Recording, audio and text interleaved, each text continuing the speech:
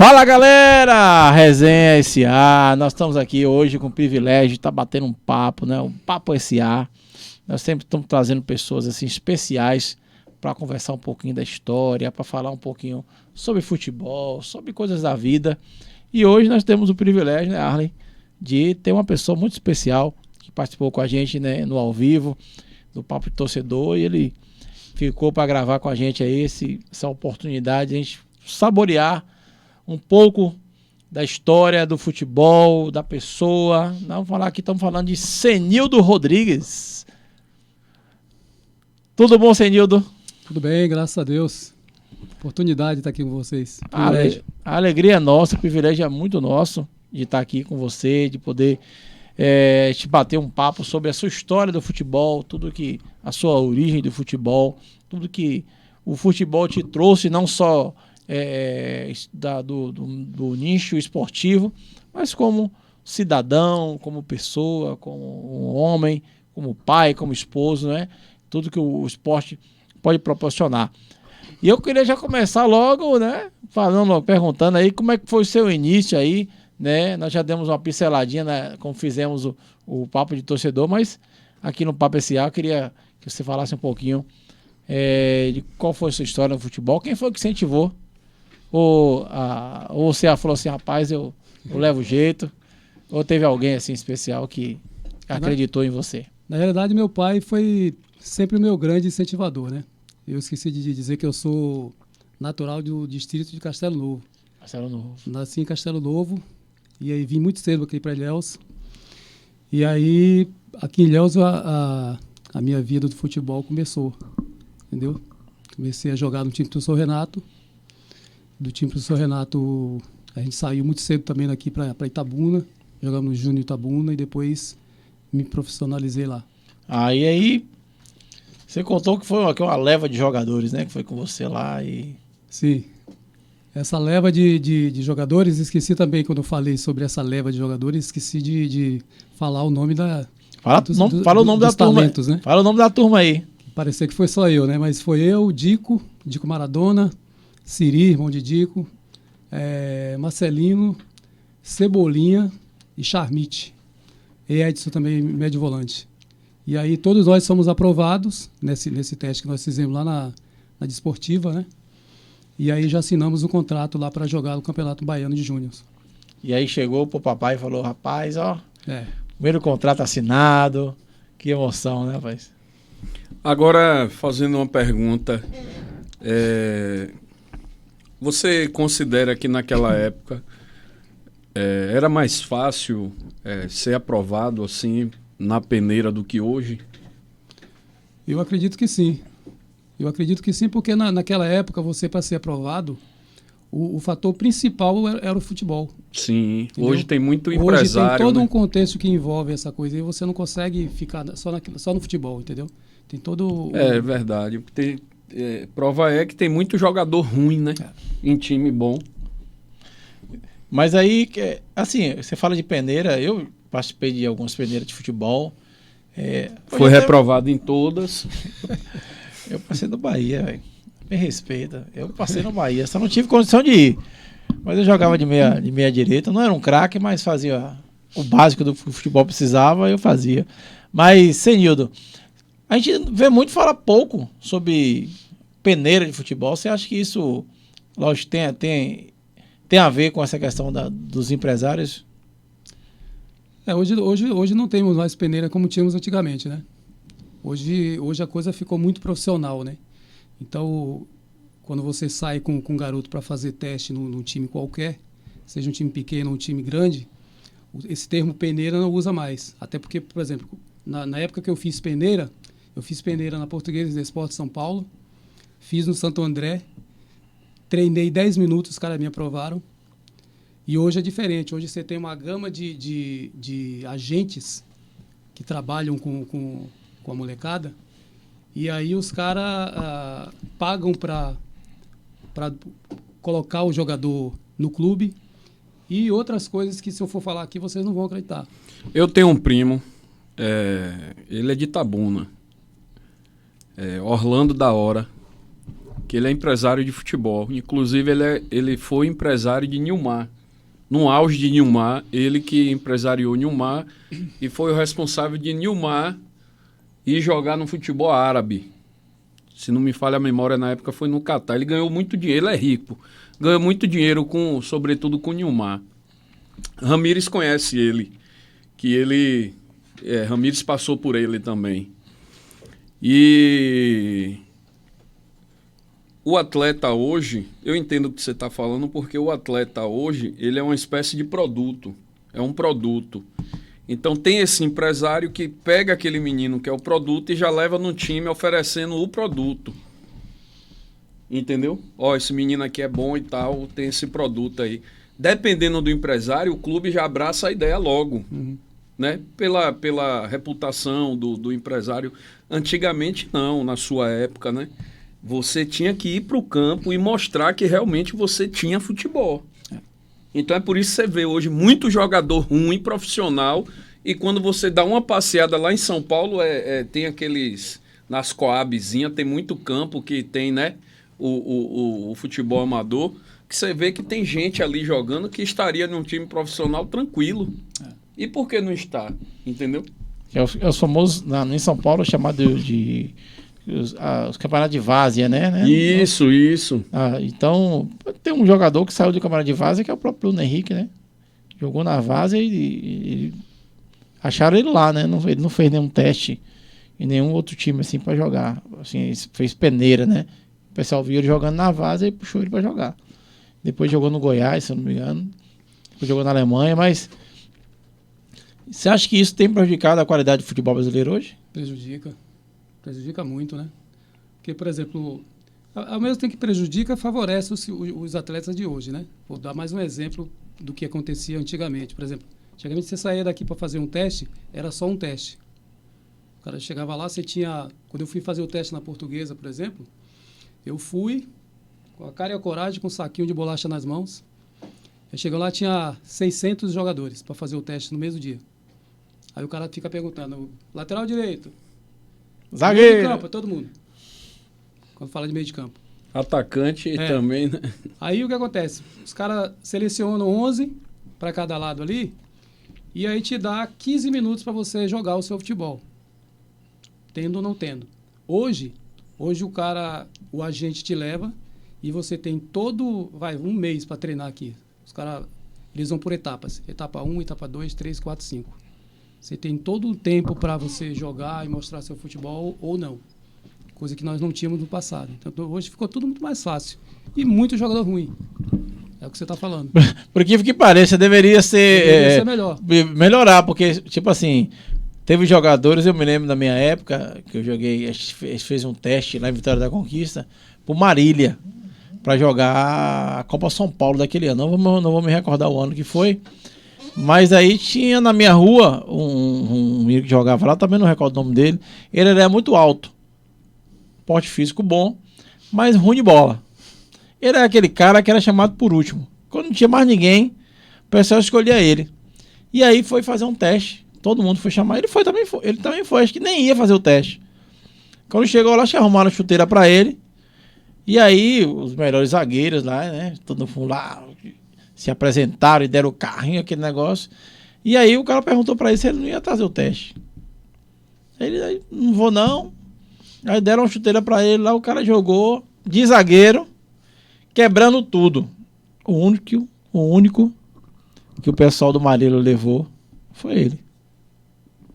Então, assim, eu não sei te dizer se ele se tornou um jogador de futebol profissional, mas eu sei que naquele momento,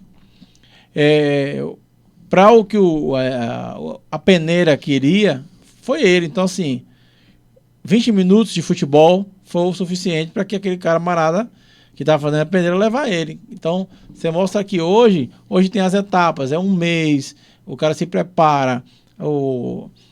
Antigamente, se via, era muito comum, Arlen, não sei se você vai recordar, se era da sua época, você é um pouco mais novo que eu, mas se vinha muito fazer peneira com jogador com 15 anos, 16 anos, 17 anos. Hoje não se tem mais isso. Porque hoje a formação começa do sub-9, sub-12, sub-11. Então o jogador ele começa no clube muito cedo. Então hoje os clubes não procuram jogadores com essa idade de 16 anos que para peneira, para entrar no clube já é velho. O que você acha disso? Você acha que isso também favorece o futebol?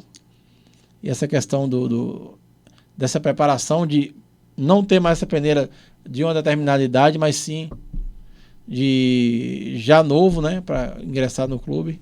Eu acho que o que melhora nesse aspecto é essa questão que você falou dessas etapas de sub-10, sub-11, sub-12. Você tem todo um trabalho que faz com que o jogador, quando ele chegue nessa... Hoje a gente tem, por exemplo, exemplo clássico disso, o Endrick. Isso. Com 16 anos de idade. É o grande jogador. É o nome do momento, né? O Endrick pulou etapas. Normalmente não acontece isso. Os caras são muito criteriosos nesse aspecto aí, né? A não ser que surja um cara como ele, como o menino lá do Atlético Paranaense que está no Barcelona. O Vitor Roque. Vitor Roque, entendeu? Até o próprio Neymar também pulou. Neymar. Robinho na exemplo época, muito... né? Isso. Foi Robinho, né? foi Diego, então assim, eles queimaram etapa, né? Diego e Robinho foram campeões agora, com 17 há muito anos. tempo já tem uma vitrine, é uma espécie de peneira ali mais sofisticada, há muito tempo já, que é a Copinha, né? A Copa Júnior, né? De São Paulo, né? São Paulo. Então ali os meninos que jogam um bom futebol ali naquele campeonato, geralmente os clubes grandes começam a selecionar aqueles rapazes ali, né, os jovens, para encaminhar para os clubes para começar já esse processo de transição para o profissional, né? Agora eu queria lhe fazer uma pergunta. Na sua época de jogador, você chegou a ter algum contato no campo com o Aldair? Tive contato jogando pelada com ele. Sim. Nos jogos beneficentes. Mas profissional não, aqui no Profissional, Brasil. não. Profissional não. Aqui nós tínhamos uma rivalidade grande aqui na época que nós éramos os menores, né? O time São Renato, a região toda fazia times para jogar contra nós e a gente ganhava dos caras. E um dos times aqui da cidade que fazia frente com a gente era o time de Carmerino. Do Banco da Vitória. Do Banco da Vitória. Aí jogava daí, Bagageiro, Célio, Clodu, a família toda. Mas eles não ganhavam da gente também, não. E Alda sempre foi o contato que a gente tinha com ele, era esse depois que ele foi embora, ele todo final de ano ele tá aqui, faz o jogo, o Baba Solidário, né, que é o nome que eles dão, porque a família dele faz um trabalho social durante o ano inteiro. Dia das Mães, Dia dos Pais, entendeu? Eles pegam esses momentos assim, específicos e fazem essas campanhas para ajudar as pessoas. Oh, que legal. Muito, muito legal. Atitude muito boa. Eu lembrei também que do Itabuna, né, por exemplo, aquele menino, rapaz, que jogou no Atlético Mineiro, jogou no Vitória, que saiu do Itabuna, Neto Berola, né? Você Conheço. jogou tanta bola no Itabuna que subiu para a capital, da capital ele foi pro Brasil, né? Neto Berola foi pro Vitória, né? Foi pro Vitória, depois jogou no Atlético Mineiro, jogou no América de Minas. Teve uma carreira, nem sei se está jogando ainda. Não, ele tá em um time de Série B. Tá, né? Tá. Mas teve uma carreira Boa, muito né? legal. Para um jogador aqui regional, ele Tem um jogador que eu conheço, de Itabuna também, o Samir. Samir, croata. Na Croácia, né? Jogou na Croácia, ele está aposentado, mas ele jogou na Croácia, jogou na Espanha também. De alto nível. Samir eu joguei com o pai dele. Samir. Itabuna, Adailton, ponta direita.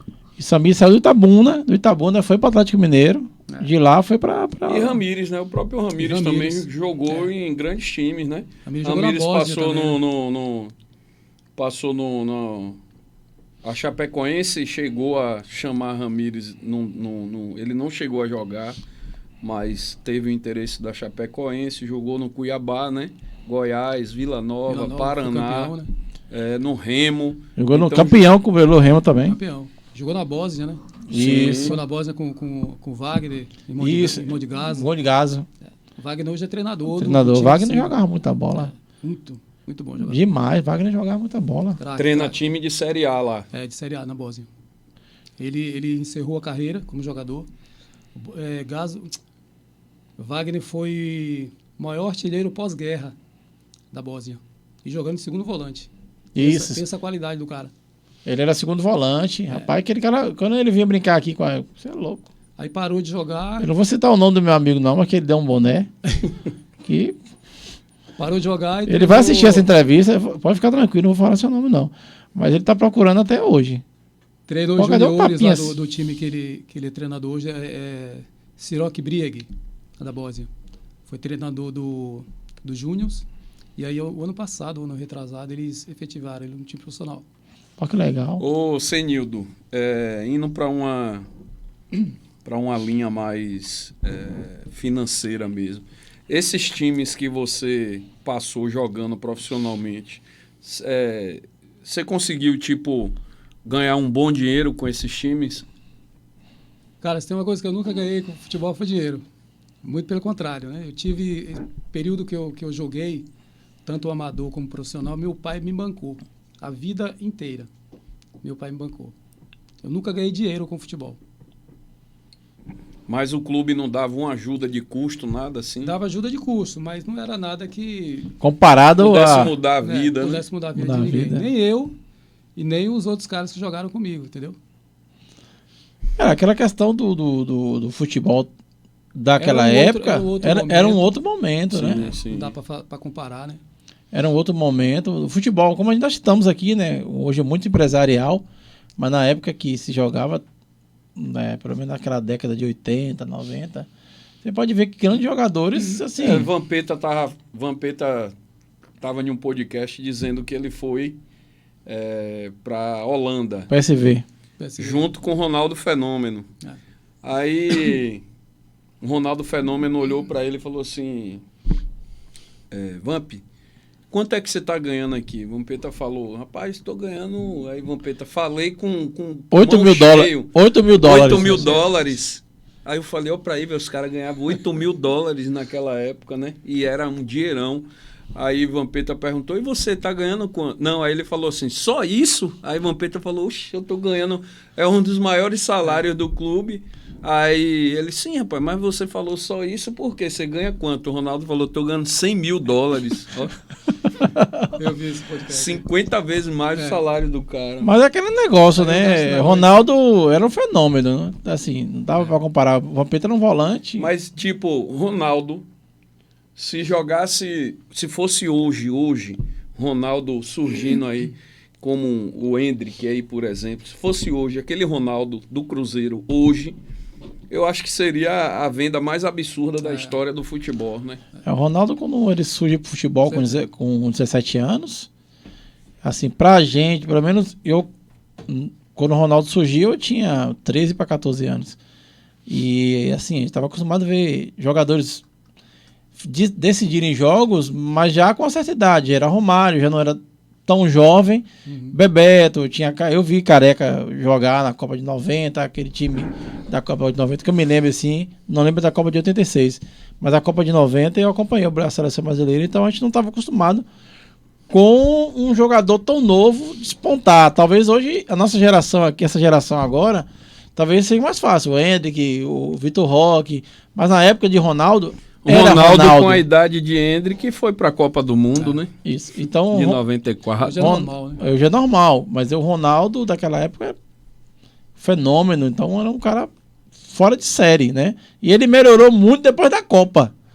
Porque na Copa ele era o grande jogador do Brasil, do momento, revelação. Ele foi para a Copa do Mundo.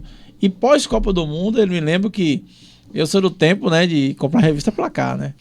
Eu comprava a revista Placar. Eu me lembro que a revista Placar de 96... Era a internet da gente. Era. Né? De 96 tinha assim, uma das capas da revista Placar, tinha Romário e Ronaldo abraçado, e tinha assim a frase, né? Eles e mais 9.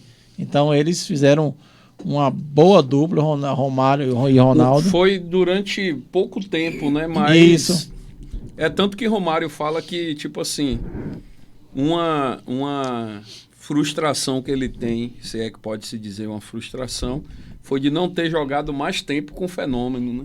que ele falou, senão, com certeza iria desbancar Romário e Bebeto, a dupla Romário e Bebeto.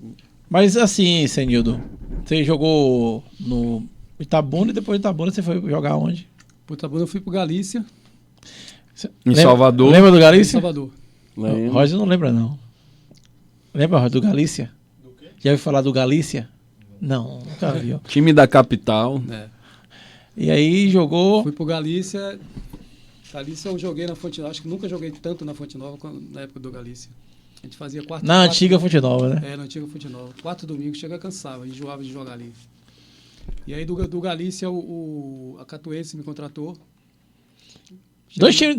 Ele citou 2 times aqui. Time bom na época. Time bom na época, 2 times históricos, né? Eu posso até acrescentar também o Ipiranga. Ipiranga também. Ipiranga, era Galícia, Catuense, Ipiranga. Catuense, naquela época, quando eu cheguei na Catuense, Bobô e Sandro tinham saído recente pro Bahia, né? Naquela época, Bobô naquela fase Bobô arrebentava demais. maravilhosa dele. Arthurzinho também era Bobô. Arthurzinho. Arthurzinho, rapaz, jogava demais. Catuense sumiu, né? Sumiu. O Ipiranga, Depois que esses... Antônio Pena faleceu, que era o empresário da época, né? Que bancava, né? o Galícia, a Catuense, o Ipiranga. Eu lembro que a Ipiranga era os nomes certos do Campeonato Baiano, né? Times que faziam frente. Foi a Catuense foi campeã baiana? Ou era o Galícia? Não, O Piranga? nenhum dos dois. Nenhum dos dois, né? Não. Mas tinha um desses lá da capital que tinha sido campeão baiano. Não sei se foi o Piranga. Que eu saiba, não. Tem um... Eu não me lembro que um desses da capital aí tinha sido campeão baiano, né? Porque, na verdade, o Bahia ele surge em 31, o Vitória já existia, né? Então, o Bahia surge, mas esses times antes do Bahia já existiam. Uhum. Então, a história, né, do Campeonato Baiano, ela... O pessoal Eu vê fiquei muito... sabendo que a Catuense jogou com os portugueses que colonizaram aqui. Já demorou de fazer uma brincadeirinha dele aí. Mas... Eu fui pra Catuense, e na Catuense eu não joguei, né, na realidade. Eu fui contratado, mas chegando lá eu tive uma contusão grave de tornozelo. E aí nessa demora de recuperar, o presidente da Catuense, ele tinha uma mentalidade arcaica, né? Ele tomava a seguinte posição, por exemplo, quando tinha um jogador que começava a dar trabalho na Catuense, ele mandava para Sergipe. Seja dando trabalho bagunçando... De forma disciplinar. Disciplinar, ou, como no meu caso... De lesão, né? Lesão demorando para... E aí, quando aconteceu essa lesão, eu fiquei 2, 3, 4, 5 meses fazendo tratamento e não melhorava. O tornozelo Inchado. E aí ele me mandou lá para Sergipe. Para Sergipe. Maruinense. Time pequeno lá de Sergipe, ruim pra caramba. E aí os caras iam para lá só para encher a cara de cachaça, né? Foi uma fase ruim. Ruim, né? Para mim, né? Garrincha não deu uma passada por lá, né? Mas aí, Senildo, depois desse time de Sergipe, aí você regressou para o Baiano? Ou... Então, aí do time de Sergipe, eu já estava naquela fase de descida, né? De descida, já assim, bem chateado com algumas coisas. Eu essa semana, conversando com os outros amigos no podcast, eu falei para eles assim, que a minha carreira talvez eu não tenha conseguido ir mais além, porque eu não tinha, dentro de mim, falei para ele que meu pai queria mais que eu fosse profissional do que eu mesmo, entendeu? Eu tinha talento, era muito bom tecnicamente, entendeu? Tanto é que eu joguei com muitos caras assim, que eu era muito melhor, eu dei esse exemplo, e os caras foram além e eu parei, entendeu? Mas por quê? Porque eu não tinha dentro de mim aquela coisa que ardia, sabe? Você jogador, coisa, vou sim. me esforçar. Eu não tive essa gana toda, entendeu? Mas assim, pra quem não teve essa gana toda, você jogou bem. Jogou em alguns clubes aí. Mas aí ainda assim, né? Ainda assim eu, graças a Deus, consegui construir uma história pequena, né? Mas que graças a Deus eu me orgulho muito nesse período. E essa passagem no Santo André, você chegou a jogar o Paulista A1, A2, como é que foi? A gente jogava a... Sim, depois do Sergipe você falou que estava já a fase mais... Já nessa fase de descida, onde eu estava parando de jogar. Aí eu retornei para Ilhéus, eu fiz aquela reversão de contrato de profissional para amador novamente, e aí disputei um intermunicipal por Ilhéus e depois por Coraci. E aí parei. Fui para São Paulo. Aí foi para São Paulo, mas aí a passagem pelo Santo André... Fui para São Paulo morar lá. A passagem para Santo André já tinha... Foi bem antes, né? Bem antes, né? Foi bem antes. E aí essa minha ida para Santo André agora foi para trabalhar. Foi uma oportunidade de trabalho que apareceu. Eu estava casado com filho. Eu lembro que eu falei essa semana no podcast... Amigo 73. Podcast. Isso, podcast que não está saindo. Eu comentei com os caras que foi uma das fases assim, mais difíceis da minha vida, uma das experiências mais difíceis da minha vida. Eu como pai, meu filho pediu para mim um refrigerante e eu não tinha dinheiro para comprar refrigerante para ele. Então essa história marcou a minha vida, porque aquilo... E aí quando em seguida a essa experiência, a esse acontecimento, surgiu essa proposta dos meus primos de ir lá para São Paulo, trabalhar com eles. E aí eu não pensei duas vezes, eu falei com a minha esposa, a gente sentou, conversou, falei, vamos embora. E aí chegando em São Paulo, você vê como, assim, o tempo todo eu vi Deus trabalhando na minha vida. Fato. Diante das coisas que foram acontecendo. Eu cheguei lá, comecei a trabalhar com meus parentes lá no caixa de um açougue, e eles tinham uns clientes que trabalhavam na Volks. Tem um amigo meu, um primo meu aqui que chegou essa semana da Bahia, leva para jogar. E aí eu fui. Na época que eu jogava aqui na Bahia e nos outros times que eu joguei, eu sempre joguei de meia esquerda, meia atacante, fazia gol pra caramba, mas não na quantidade que eu comecei a fazer em São Paulo. Fazia gol a tudo quanto é jeito. A bola batia em mim e entrava. Aí os caras, precisamos colocar você na Volks. E aí fizeram de tudo para eu entrar e acendei a ficha, fiz o teste, fui reprovado no exame médico. E aí nada de conseguir entrar na Volks. Fiquei quase um ano nessa labuta, eu já desistindo. E aí os caras fizeram um atestado escolar falso, porque eu não tinha segundo grau, e eles exigiam, né? Forjaram esse atestado. E aí ficou quase um ano. Só aconteceu de eles me chamarem quando a fábrica descobriu.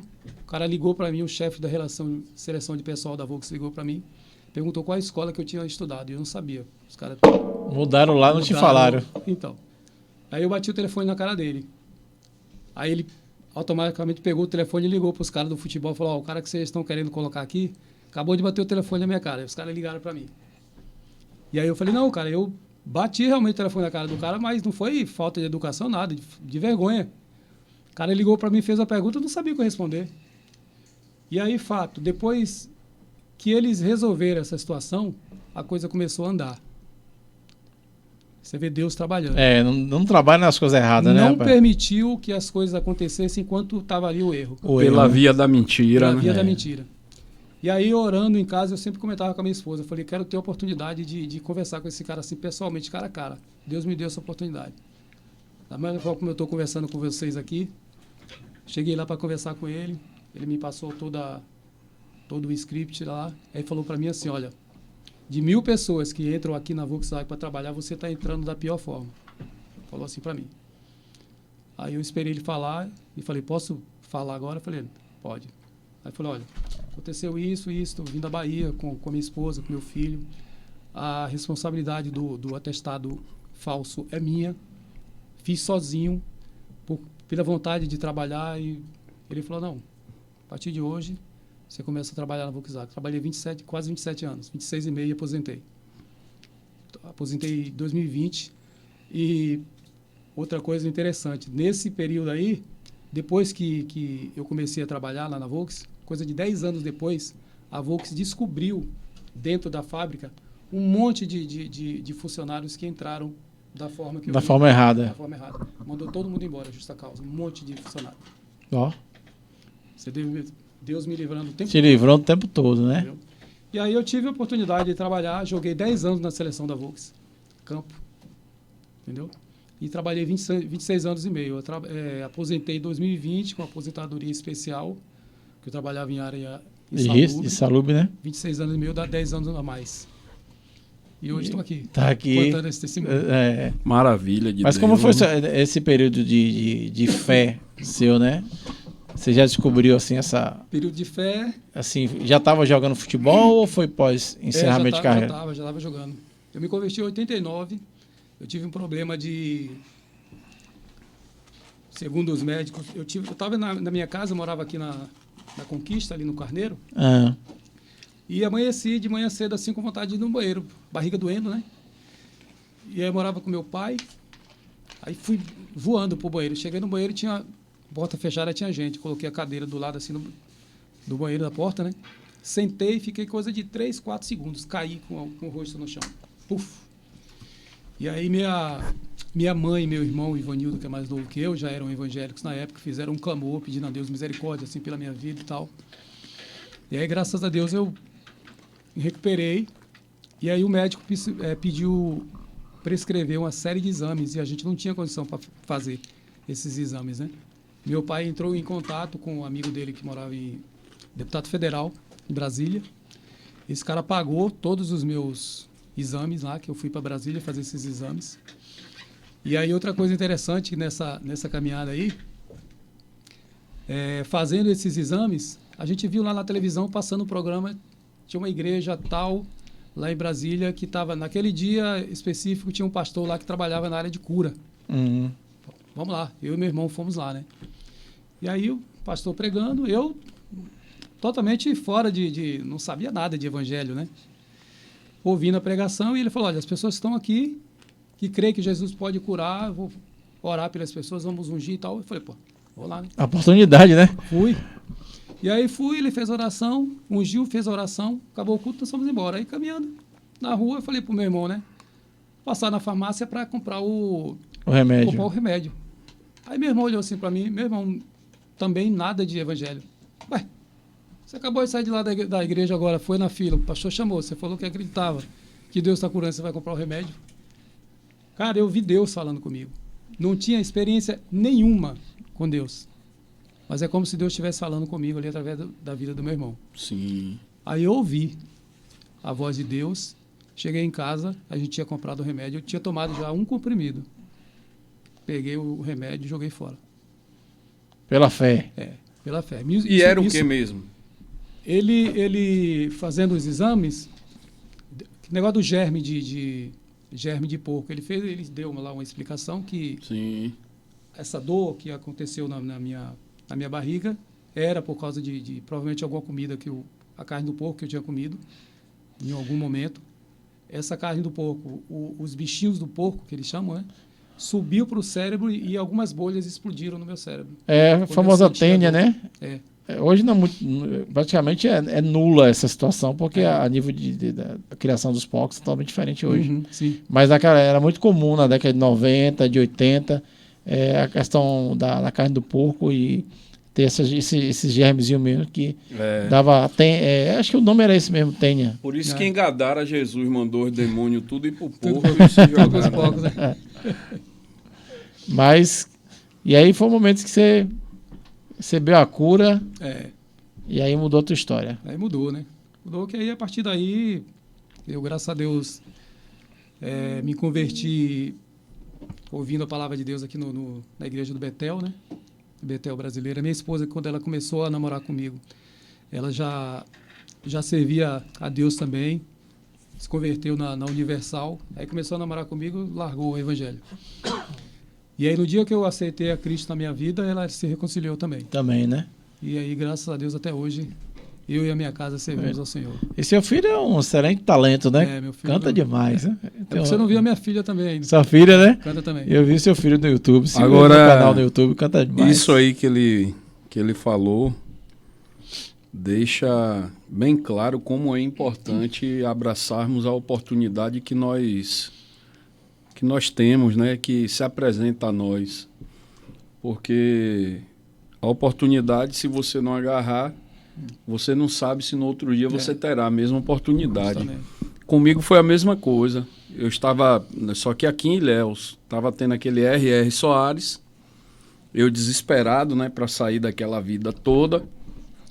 E quando ele falou, quem aqui quer receber uma libertação, eu fui lá na frente e só tinha eu lá na frente. Aí ele fez a oração e eu senti mesmo no corpo o poder de Deus, né? Era como se meu corpo estivesse pegando fogo. Aí, desse dia para cá, são 14 anos já que estou livre de todo vício, toda dependência química. Graças a E Deus. sem cair. São 14 anos sem ter recaída nenhuma, graças a Deus. Amém. E é algo assim que eu não me vejo mais naquele cenário, entendeu? Uhum. Então, você falou aí, tem profundas similaridades com a minha história, porque foi a história de uma oportunidade que, no seu caso, você abraçou quando se apresentou como verdade, e no meu caso também eu abracei. Então, isso eu estou falando aqui no campo da espiritualidade, mas serve para tudo, né? Tem jovens aí que são jogadores que a oportunidade surgiu, abrace, porque não sabe se você terá essa oportunidade. Se você não abraçar, alguém vai abraçar, que ela não fica voando aí. Não, o bonde passa, né? Mas é importante, né?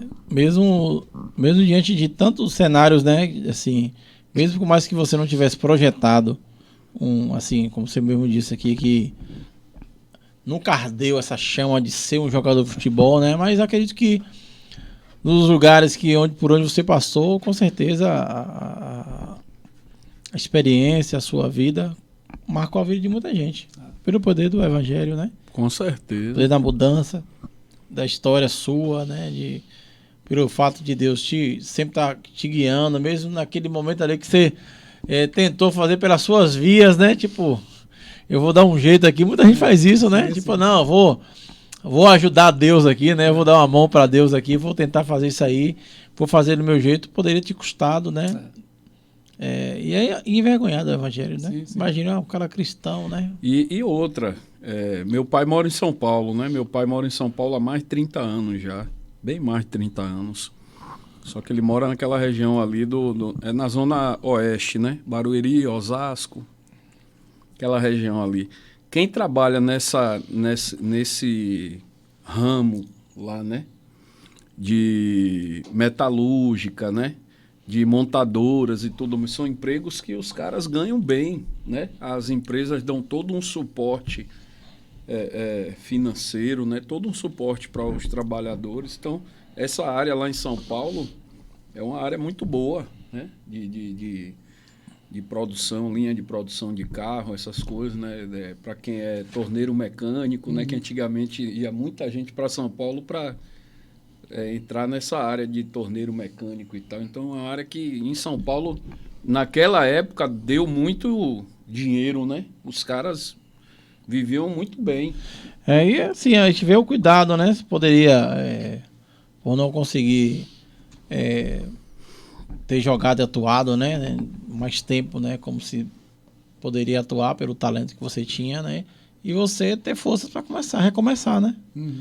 Porque você citou, realmente, eu sou pai. E a empresa, como é que manda o goleador da empresa Embora. embora? Não tem como. Porque, assim, a gente tem experiência, eu sou pai, Arlen também é pai.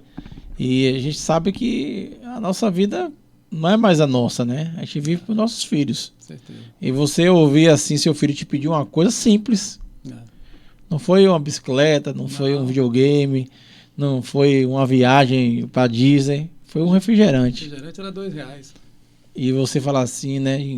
Realmente, com certeza mexe muito com a gente, né, quando você fala de família, né? E eu acredito que Deus tinha te dado essa oportunidade nova de você recomeçar, né? E proporcionar para você. Nós falamos também no podcast, na questão do Papo Torcedor, que foi uma das. Nós citamos a questão do professor Renato, né? Da influência dele, tanto no futebol, mas também na área social, na hora de formação de pessoas, do caráter da pessoa. Sim. Talvez muitos que jogaram com o professor Renato não se tornaram jogadores de futebol. E veja como uma coisa que muitas vezes parece, né, simples, abriu portas, né? Isso. Não abriu no sentido de grandes times profissionais, até porque, como você mesmo falou, não era uma predileção sua e tal, não era aquela coisa que você buscava, né? Mas, por exemplo, em relação à questão do futebol, fazendo essa associação com a própria empresa, né? O pessoal viu em você ali um cara bom de bola, falou, não, esse cara tem que jogar no time da empresa. Eu já trabalhei em fábrica, a gente era assim, tinha os torneios que jogava das Copas aqui, né? A gente sempre procurava o pessoal que jogava bem pra gente contratar. Falava, para contrata esse aí, que esse aqui é bom, bota ele pra jogar no nosso time aí, que o ano que vem a gente vai ser campeão. Então, acredito que Deus, como o Mário falou, né? Talvez no futebol não, mas jogou no time da Volks, né? Podia ter jogado no Volkswagen, né? Jogou num time alemão, né? Volkswagen. Você esqueceu de citar aí no Joguei na no Alemanha. No seu currículo aí. Time da Alemanha. Time da Alemanha, né? Poucos jogadores tiveram essa oportunidade de jogar e você jogou muitos anos de dizer isso. Mas, Senildo, a gente fica feliz, né? Pode citar aí o nome você falou de sua esposa, né? Seu filho e filha. Cita pra gente aí os nomes deles aí.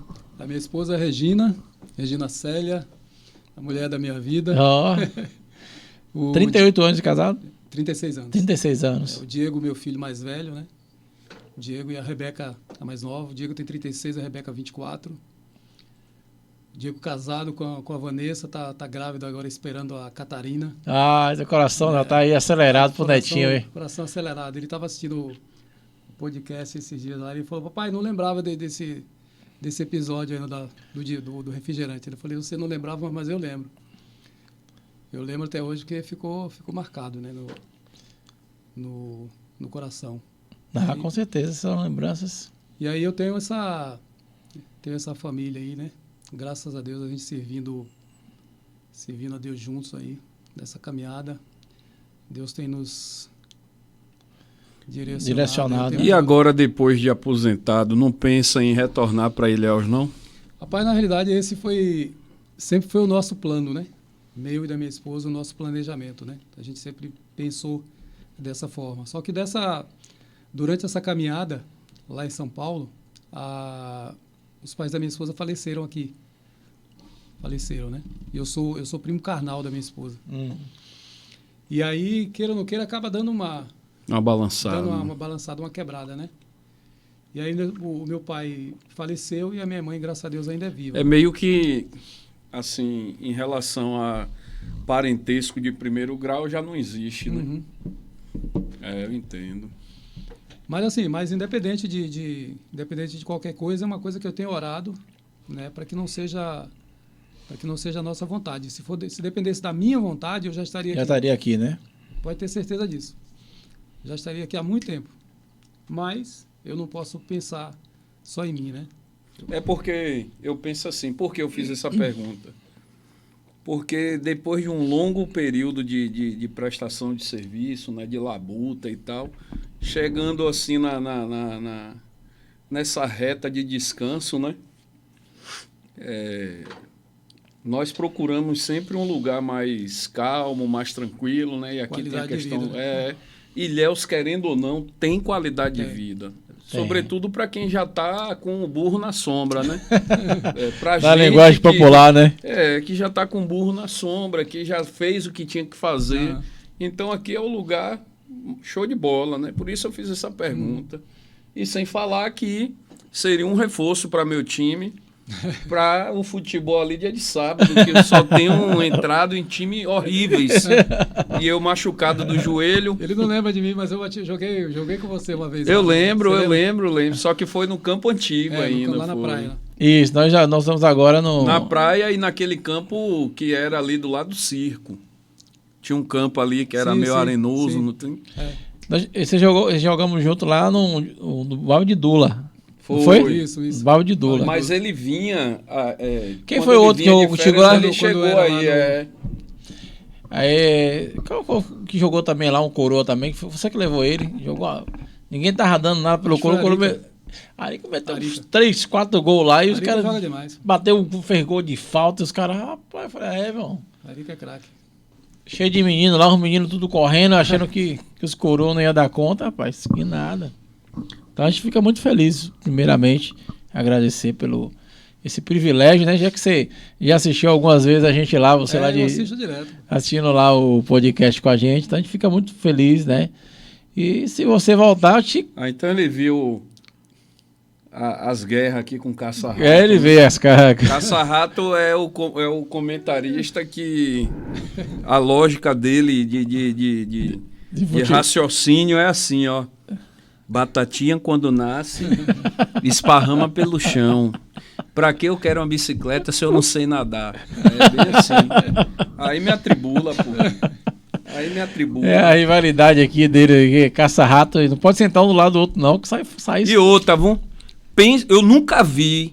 Olha, eu não sou jogador de futebol, não. O meu esporte é o basquete. Fui formado por gurita. Agora pense em um cara ruim de bola, ao extremo, e se acha o Ronaldinho Gaúcho é aquele cara, velho. E fica extremamente revoltado quando não tocam pra ele. E outra, ele quer que todo mundo saia, menos ele. Porque ele é o Zidane daqui. A rivalidade é aqui e lá no futebol. Meu Deus do céu. O cara é o intermediário aqui e lá irmão, também. Ele vai chutar a bola. Quando ele pensa em chutar a bola já passou por ele chuta o vento. Mas, Senildo, agradecer, dizer aqui que se porventura Deus permitir que você volte aqui para a cidade, nós vamos estender o convite para você fazer parte da família aqui do Resenha SA, nos abrilhantar com sua experiência como pessoa, como ex-atleta, como alguém que entende futebol, encher aqui nosso ambiente, né, de experiência. E eu já vou botar no joelho já. Na madrugada, 3 horas da manhã. Pra você poder aqui estender aqui, tá aqui com a gente, batendo esse papo, que com certeza vai somar bastante, não só pra gente, mas pra todos aqueles que vão estar assistindo esse papo de SA e também o Resenha SA e o papo de torcedor. Gradão. Queria mandar, pode ficar à vontade, o microfone fica à vontade, é seu aí para agradecer. Eu que agradeço, né? Eu que agradeço pelo convite, o privilégio poder participar desse trabalho aqui com vocês. Eu desde já quero deixar claro aqui a minha gratidão. Eu gosto de ser grato, né? Esse dia eu falei para os meninos lá da minha gratidão também pelo convite que me fizeram. Até usei com eles o termo não sou ninguém, porque quando eu falo de não sou ninguém é que eu já vi passando com vocês aqui, com eles lá também, pessoas que tiveram uma história assim muito grande, né? E eu passeando por esse mesmo cenário que esses caras passaram, é muita honra para mim. E eu sou muito grato a Deus pela vida de vocês, que esse trabalho progrida aí cada dia mais. Amém. Quem sabe aí fazer parte futuramente do Resenha SA Futebol Clube, ó. Chegou a jogar com o Turico? Joguei. Com o Turico, Turico, deixa eu fazer uma parte aqui. Turico, a gente citou o nome de professor Renato, né? Você citou o nome de Cizinho. Outro que você falou. Gurita. Eu acrescentaria a esses nomes também, porque são assim pessoas de uma índole assim fora do comum e pessoas maravilhosas que fazem um trabalho, são abnegados, não ganham nada e fazem esse trabalho por amor. Turico, Renato Barão e o falecido Wilson Longo também, que a gente não pode esquecer. Sim, o Coroa, né? São pessoas assim sensacionais que a gente precisa citar. Citar e lembrar, registrar na história. Tem que deixar registrado. Esses nomes aí fizeram parte da minha adolescência, né? Ali de ginásio, que Turico era professor de futsal ali no ginásio. Ele e o outro que eu esqueci, que era dupla com Turico também, que jogava certo também, só que ele era mais presepeiro e Turico era mais bola. Né, que tinha ali no ginásio. Eu acho que não é de sua época, não. Não, eu me lembro, sim. Só não participava ali diretamente com você, mas eu me lembro. Turico fez muita gente boa no futsal aqui de Ilhéus. Né? Mas era muito bom jogador também. Muito bom jogador. Já joguei contra os times dele já também. Meu irmão em Cristo, meu amigo particular, gente finíssima. Teve aqui também no Papo SA. E ele tá até como técnico no futebol amador aqui de um time aqui de Ilhéus. Sim. Então é isso. Agradecer mais uma vez, obrigado você que está aqui, Papo SA. Só gente boa, né? Estão pegando aí, né?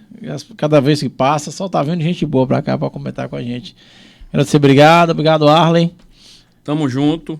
Prazer enorme estar aqui com vossas senhorias, né? Só gastando aí.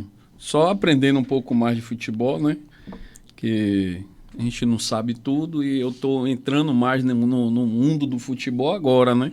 Tá tendo que pesquisar, tendo que estudar para não falar besteira aqui no Resenha SA, né? Para não falar o Ricardo, né? E eu gosto de futebol, embora não seja meu esporte número 1, né? Eu gosto do futebol. Tava até falando para Dídio que na Copa do Mundo eu assisti todos os jogos. Os 70 e poucos jogos que teve, eu assisti todos, né? Então eu gosto. E já tem, tipo, desde 2014... que eu venho acompanhando, né, o futebol assim mesmo, assistindo os jogos. Então é muito bom. Então valeu, obrigado. Só curtir aí, se inscrever no canal, dar aquele like maroto, compartilhar essa entrevista que eu te garanto que você irá ser abençoado e também irá edificar sua vida profissionalmente e também pessoalmente. Valeu! É nóis. Tamo junto. Oi?